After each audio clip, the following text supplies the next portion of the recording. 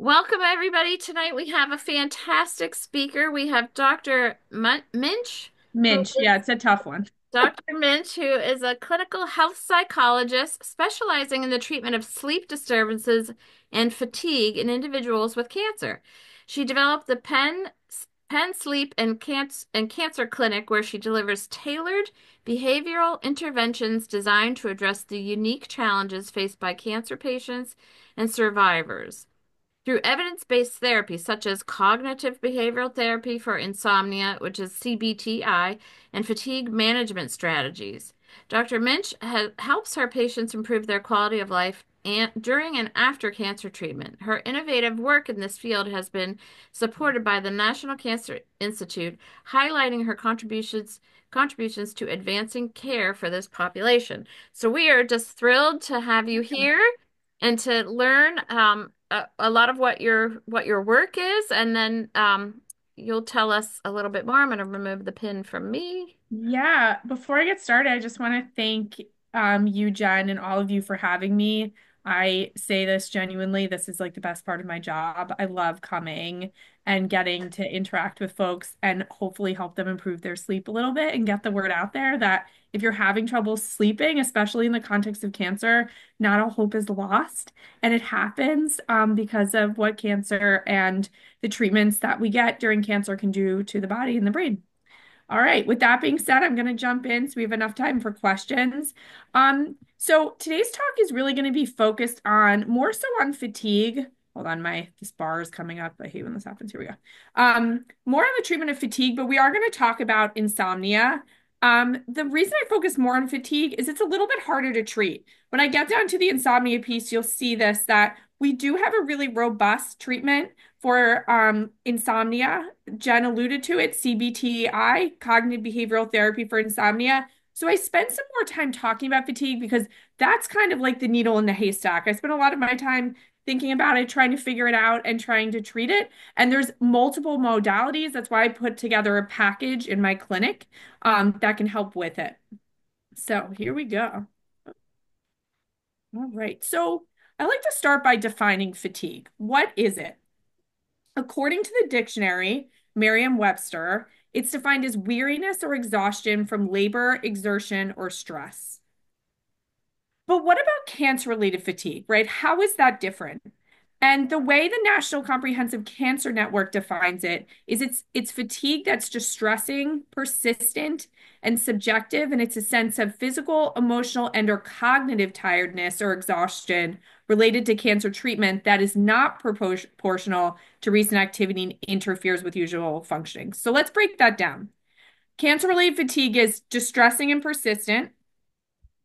It is physical, emotional, and or cognitive tiredness. It can be one, it can be two, it can be all three. And it is not proportional to recent activity and it interferes with usual functioning. So what really makes it different is you don't necessarily need to do a ton of stuff to feel this cancer-related fatigue. They're different beasts, right? And so where fatigue is a weariness or exhaustion from labor, again, cancer-related fatigue is often not proportional to that. They look very different, and they're experienced differently, and we'll talk more about that. It's more severe, it's more upsetting, it's more disabling, it's definitely more long-lasting. It's one of the things that I try to focus on in my work and when I talk to patients and when I do advocacy, one of the things I always say to the medical teams is let's try to catch the fatigue before it really gets rolling. It's kind of how you approach pain, right? They don't tell you to take the Advil after your pain has started, right? They say take it beforehand. And that's how we're starting to approach fatigue. Let's educate and put in interventions before cancer-related fatigue has been ongoing because it becomes harder to roll back. And it's definitely more difficult to relieve. It can be quite hard, especially again once it gets bad. So, how is cancer-related fatigue experienced? So, there was a meta study that looked at 16 qualitative studies. So, these qualitative studies asked people about how they experience their fatigue. And there were six overarching themes. The first was embodied experience. So people described feeling like their limbs were heavy, like their legs felt like jelly or they were wobbly. Their body just felt worn out. Misrecognition. So, lack of recognition of cancer-related fatigue by other survivors, relatives, healthcare providers. And when they asked people what this meant, one person said, because I look so much better than I was when I was having treatment, people think that I'm back to prior fitness, or my family can easily forget how tired I can get as this is not obvious. Sometimes what happens, right, is that we look better, we seem to be feeling better, but the effects of treatment, the effects of cancer, the effects of the stress of all of this are still being experienced, but people don't notice it and validate it for us. Small horizon. So, one of the things, and we'll talk more about this, right, that happens in the context of cancer is maybe there's some role changes, or maybe in the moment you can't do the things that you were used to doing in the same way. So, people start to feel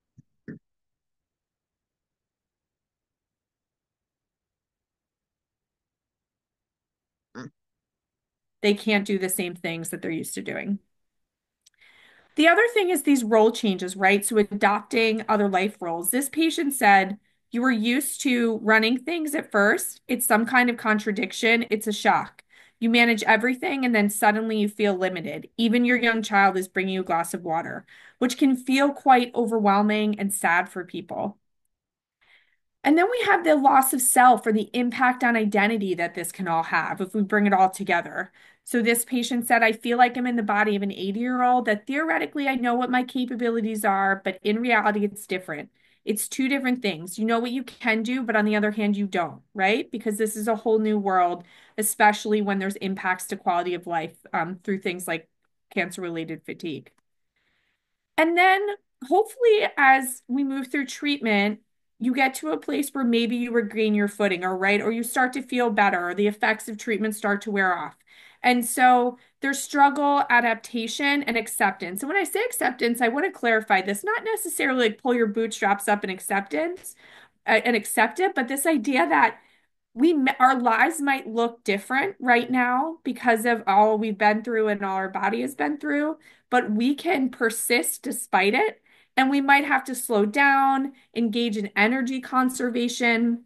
But if we're able to do that, we can feel better and feel less fatigued. And so this person said, if I'm more tired, it's not the end of the world, so I'll rest and do less. It's not the end of the world. It's possible to live at a slower pace than I was used to doing. And then this other person said it's all about attitude, really, in altering what you can and accepting what you can't. So now let's talk about how common CRF is. So one thing I'll say to you is when you look at the literature, it can range anywhere really from like 20% to 95%. There's a wide swath of research that says different things. It is very common. In a meta-analysis, they found across 84 studies that it was about 52% of patients. Now, I think part of the issue is it depends on the type of cancer you have and the type of treatment, right? Even within cancers. And so that's why these numbers can vary. We're doing a study right now in collaboration with Radiation Oncology at Penn, where we are trying to assess fatigue across all cancers, all types of treatment, all races, ethnicities, et cetera, gender, to really get some robust idea about how impactful this is and in which population should we really be targeting. But it is the most common side effect of cancer treatment. It can be a symptom of cancer itself, and it's often rated as the most distressing. I being a symptom of cancer itself. And there is this idea that's growing in the field of sleep medicine that sleep itself is a vital sign. So if you start feeling really fatigued, just like if you have the flu or something doesn't feel right, that, doctors should be kind of paying attention to that and considering fatigue as an important symptom of cancer, but we're still in the early stages of that. All right, so this study looked at how common CRF was by severity, by sex, by age, and by treatment. And what they found was that most people rated their cancer-related fatigue as moderate. It's experienced a bit more by females. Folks over the age of 65 seem to experience it more, and we just replicated this in another study. We're going to be presenting that. It does seem to impact folks over 65 years of age more than folks under the age of 65, and that chemo and radiation um, seem those folks who've gotten chemo and radiation compared to surgery alone um, have more CRF. This is important too because there's some interesting research coming out from a group in California that's finding that chemo and especially radiation seems to dysregulate your circadian rhythm. And your circadian rhythm, right, is your clock. We have a big clock in the back of our brain, and then all of our cells have clocks. So it stands to reason that our tumor cells probably have clocks that aren't really doing what they're supposed to. And so they think that might be partially what's explaining the fatigue and some of the disrupted sleep in the context of cancer, but there's more work to be done there. So, why does cancer-related fatigue happen? We don't really know, but we suspect it is again like the needle in the haystack. So many things contribute from cancer and cancer treatment, anemia, depression, potential Sure. sleep disturbance, physical inactivity, maybe higher BMI, pain, infection, if there's any difficulty with breathing, like if you have sleep apnea, problems with other organs, coping strategies, right? Expectations. Sometimes when we're in the midst of getting all this information, docs and medical teams love them, but they don't always set clear expectations. What is this symptom going to look like? How do other people experience it, right? And so understanding that can be helpful. And then, of course, the cancer treatments themselves and the subsequent treatments you might get. So when does CRF happen? So this is a question I'm constantly thinking about here because again, I try to advocate and educate my docs, especially in primary care, to be paying attention to when people come in with a sudden onset of a sleep disorder or fatigue. Now, this isn't to say if all of a sudden you have a short-term bout of insomnia or fatigue that you necessarily have cancer, but if disease is progressing, we suspect that sometimes that means there might be an illness going on, right? Again, just like you have the flu. So we think even before diagnosis, there's probably some fatigue and tiredness brewing. Definitely again during treatment and even well into remission. There's some studies that I've seen where patients diagnosed with breast cancer are experiencing this fatigue 10 years well out from treatment, which feels so sad, right? We can fix this. How long does it last? Oh, okay, so this study surveyed patients and asked these folks which symptom lasted the longest, and not surprisingly, most of these people said fatigue, about 54% with nausea coming in second. Then they asked which symptom impacts their everyday life the most. 60% said fatigue, that it was really detrimental to their quality of life. So it lasts for a long time and it really can have an impact on how you're doing. So what can we do, right? This is always the question. What do we do about CRF? And before this talk started, I kind of alluded to this idea that CRF is hard to treat, but we do know some things from the literature. There's been some, my lab, other researchers who have really been trying to figure this out, and we've put together a bit of a package. Okay, so the NCCN says strategies to manage fatigue, there are a few that education and counseling, right, setting clear expectations. So, what do other folks who've had my type of cancer or my type of treatment, what side effects do they experience, especially with respect to fatigue? We'll go more into this, but physical activity, cognitive behavioral therapy, especially for insomnia, that I'll talk about. I'm going to talk illness-based stress reduction.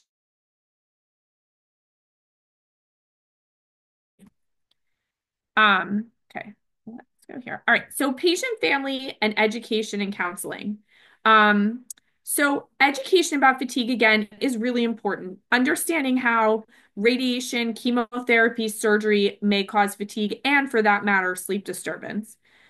Fatigue is not necessarily a sign that treatment's not working or that disease is progressing, right? Sometimes when our bodies are fighting something, we can feel a little bit tired, and that's normal.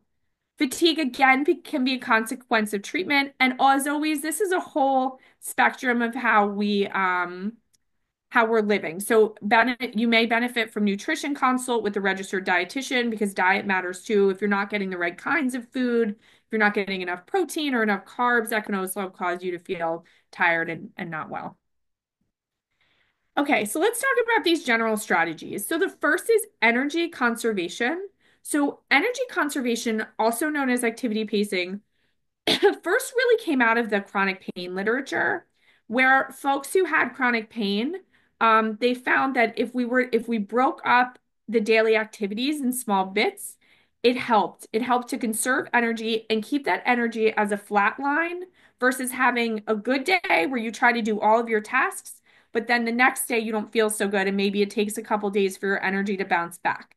So I always say to my patients, we want our energy to look like this, not necessarily it's up mountain, down the mountain, up the mountain, down the mountain. And we do that through tracking our activities by being intentional, if possible, about the activities we engage in, um, and about taking breaks throughout the day. It doesn't necessarily have to be a long break. It can even be 5 minutes, just to take a minute to make sure that we're maintaining that energy, and tracking that with a diary. Most of my patients do that. Distraction. So when I say distraction, I don't necessarily mean like negative distraction, but sometimes when we're in the midst of cancer, right, or something stressful and we're feeling fatigued, we start to become what I like to say fused with that, right? It starts to kind of define our every day. And there's an understandable fear that develops about, well, if I do too much today, I'm going to hurt tomorrow, or I'm going to be tired tomorrow. So re-engaging, not just distracting yourself, but in valued activities, right? Like coming to groups like this, engaging with your friends, going if you're religious or spiritual, engaging in that community, all kinds of things, right? Engaging those activities that make you you and make you feel good. And it may again not look the same as it did maybe before cancer, but it's doing just a little bit to make you feel more like you. So I'm a big advocate of daytime naps, as is the science. And one of the reasons for that is we know that in the context of cancer or things like that, that your body needs more rest and it can be great for energy conservation. But I also encourage people to nap smartly. And what I mean by that is you don't want to go into a full sleep cycle because you don't want to take away from the sleep you're going to get at night. So you do it 30 minutes or less, between 20 and 30 minutes. Try to do it in bed if possible, because we want the bed to be the place that you're sleeping, and try to do it before 3 p.m. So again, you're not bleeding into the nighttime. One thing that they've been doing in the military is something called the nappuccino. The military is very big into studying sleeping, especially the Air Force, and napping, because we want our military folks to be well rested, right? So they do a lot of this work. And the nappuccino is drinking a small cup of coffee prior to your nap. The reason this works is when you wake up, even if you don't fall asleep, when you get that rest, you have the benefit of the caffeine hitting your bloodstream and the benefit of the nap. So it's kind of like a double whammy, excuse me, to give you that energy boost. There's also pharmacologic interventions like medications. In all honesty, they don't work that well. There's some evidence that psychostimulants and corticosteroids can help. Let me go back a minute. So the psychostimulant is called modafinil. But again, it kind of takes the edge off, but the same can be, you get a bigger effect with the energy conservation. I'm going to talk about exercise as well. So doctors often don't prescribe them. So what about some non-pharmacologic interventions? We talked about energy conservation. Physical activity is a big one. The folks who do research in MS have a robust um, literature on this, that even a little bit of physical activity, stretching, taking a walk, um, whatever physical activity means to you, it doesn't have to be running a bunch of miles. It can be building up to something, whatever that means to you, and that's, a goal you can set, is really helpful with managing fatigue. Psychosocial interventions. So having cancer is really stressful. And so even after I do sleep treatment with some of my patients, I also sometimes follow them and see them for a little bit longer to help them manage all of the stress of this, because stress can also cause fatigue and impact the immune system. So managing stress can be helpful too. And bright light therapy. So there's some really great work. Remember earlier I said that we're starting to find that chemo and radiation therapies can impact the circadian rhythm, your clock, your internal clock. So what folks have been doing is encouraging patients to get a like bright light lamp. Now they're the size, when I first started, they were like very tall and you had to have insurance pay for them. Now, thankfully, technology is advanced and you can go on Amazon and you can find the happy light. They range, I think, anywhere from 16 to like $40. And again, they're the size of an iPad. And so in the morning, hold on, I think it's my next slide. Oh, I got ahead of myself. I'll go over this in a minute. So I got ahead. I got excited about this. But bright light therapy is really great. I'll come back to it in a minute and tell you a little bit how to use it. But the name of the device is the Happy Light. One caveat I will make though is if you have any brain metastases or anything like that, check with your doctor, or if you have a history of seizures before you do anything like this, because you want to make sure you don't cause headaches or seizures. All right. So let me backtrack to physical activity. So there was a meta-analysis of 72 studies in active treatment or follow-up. They found a moderate effect of exercise in reducing cancer-related fatigue compared to the control group. Exercise type does not matter, right? So it's whatever works for you, but tailoring it to yourself is great because we are doing an exercise you hate. There's nothing worse. So finding something that you enjoy to do will probably increase the chances that you'll keep doing it. Okay, so now let's come back to bright light therapy. So, just for some context, bright light therapy was used to treat seasonal affective disorder back in the day. It still is. But we are finding that combined with good sleep, with some of the other interventions I talked about with fatigue, it really does seem to help patients get good sleep health, and feel better during the day. So, we know that systematic exposure, like I said, to bright light may normalize circadian rhythms, and there's some pilot studies showing that it may prevent treat fatigue in cancer patients and survivors, especially if you get in on, the ground floor and you can treat it before the fatigue gets bad. Okay, so what does it look like? So you sit in front of it for 30 minutes upon wakening. Don't do it in the afternoon and don't do it at night. Giving light suppresses melatonin, right? We've all heard of melatonin. We make it endogenously. Melatonin is a hormone that responds to light and dark. So its main role in the body is to say, nighttime is coming, okay, morning is coming, and light suppresses melatonin. So we don't want to be using this at nighttime. For 48 weeks or as often as you need it, you want a bright light, broad spectrum like the Happy Light. There's also glasses that you can buy now, but again, just being mindful if there's anything going on neurologically. And again, 45-degree angle, arm's length away, and the light goggles are available. All right, so what's the bottom line? Cancer-related fatigue is real. It is different from regular fatigue. It is common, it is severe, it is impactful, and it is long-lasting. Some of the causes and mechanisms are unknown, although we are starting to figure this out. And there's a variety of tools available to treat or help with the management of cancer-related fatigue, including exercise, light, energy conservation is a big one, structured napping. All of these things put together as a package can take the edge off the fatigue a bit. Okay, so now we're going to pivot a little bit and talk about insomnia. Insomnia, while pervasive and often happening in cancer, is a bit easier to treat. I use cognitive behavioral therapy for insomnia, and it is currently considered the gold standard for the treatment of insomnia. It's first line above medication. It is really robust, it is really effective. So if you're having trouble sleeping, I really encourage you to seek this out, and I'll go through what it is in a minute. All right, so what are the components? So CBTI is about 6 to 8 sessions, give or take, right? Depending on what you need. It could be a little bit less, it could be a little bit more. Sessions are usually anywhere from 30 to 45 minutes. And the components are keeping a sleep diary. And with that sleep diary, we work on changing your sleep schedule, changing what you do when you can't sleep at night, addressing your thoughts about sleep, sleep education. My least favorite word is sleep hygiene, but it's in here. I like to call it a healthier sleep behaviors, relaxation strategies, and if needed, a medication taper. Sometimes patients come to see me and they're on sleep medication, but the medication isn't working. And so we work with their prescriber to, if they're open, to come off it if it's not helping them. Part of the reason we change the sleep schedule is to consolidate sleep and make it easier for you to fall and stay asleep. And then remember the circadian piece. We get you up at the same time every morning to really solidify that wake time to make sure you have a strong circadian rhythm and offset anything that cancer has done to that internal clock.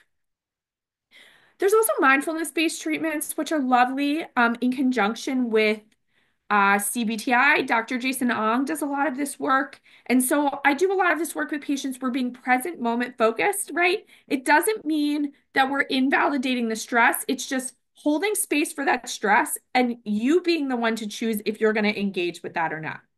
So saying, you know what, I have this anxiety, I'm acknowledging it, like leaves on a stream. I'm going to watch those thoughts come and I'm going to invite that anxiety to the table. But right now, I'm going to choose not to engage with it. It's not serving me right now. It's causing me a lot of consternation and making me feel upset.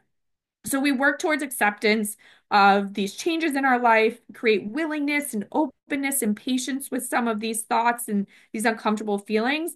And by doing that, if you're somebody whose mind is racing at night, it can help you navigate that when you go to lay down and you find your mind is going a mile a minute, to just say, you know what, I've engaged with those worries already today. We're going to table that tomorrow. And it helps like bring your blood pressure down and helps you to fall asleep quicker. Same with fatigue, because again, remember, fatigue can be exacerbated by stress.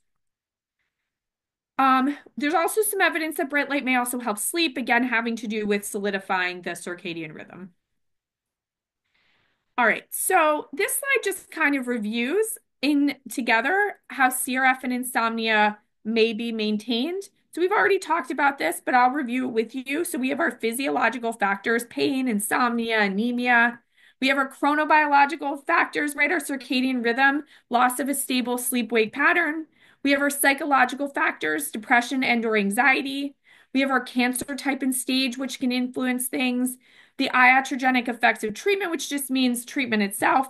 And then we have if there's late diagnosis and treatment, if things were missed, that can also impact CRF and insomnia.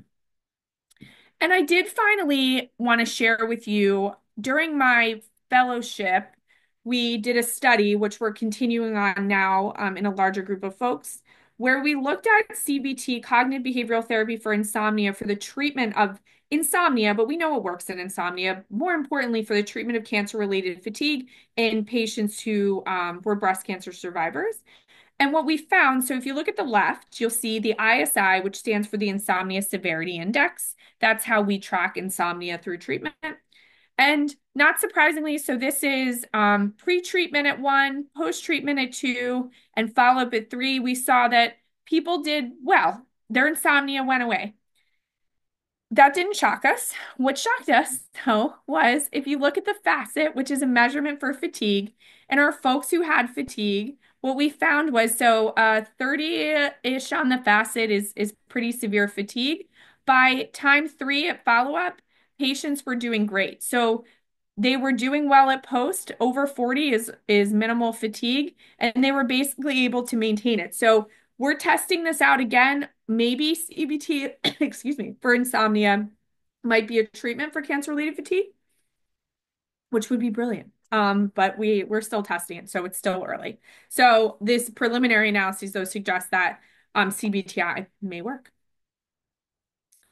And that's all I have for you. Thank you so much. Stop sharing here.